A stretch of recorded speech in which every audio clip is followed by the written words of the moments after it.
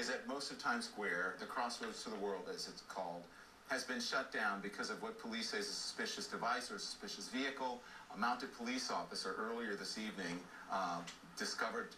saw this vehicle smoking, and then called it in and thought it was suspicious, and then the bomb squad came out, and you see that white robotic arm there dismantling the device, checking into the car, and we are awaiting a live press conference from the mayor of New York City and also from the police commissioner of New York City at this hour. It certainly affected all of the tourists, thousands of tourists in this area of New York this evening, as we can continue to bring you any details we get of this ongoing investigation there in New York. We have on the line with us Tom Fuentes.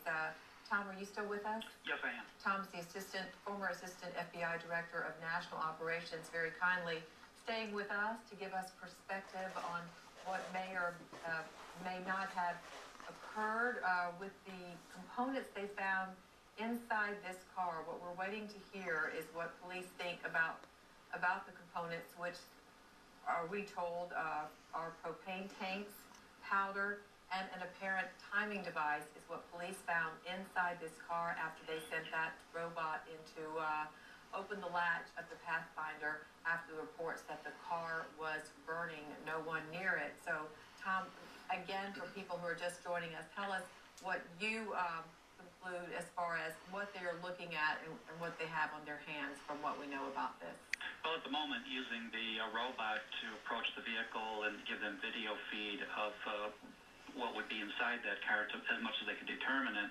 If they think they have a propane device and timers and something to set it off, they've done what the right thing is to seal off the area, get people away from it that could be in danger, and then isolate the vehicle.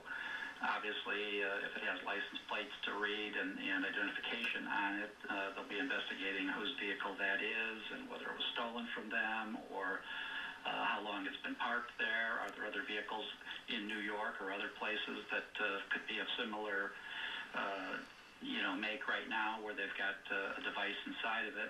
And they'll be trying to look at what may have been the intent here. It's possible, if it is an explosive device and if it was a timed device, that the individual might have had it set to go off later in the evening and maybe intended the theater to be full and then phone in a threat, causing the theater to empty and pedestrians to be out on the street in large numbers, and then detonate it after doing something like that. I mean, those are all worst-case scenarios of what may be involved. I don't know if, I have not confirmed myself that they do have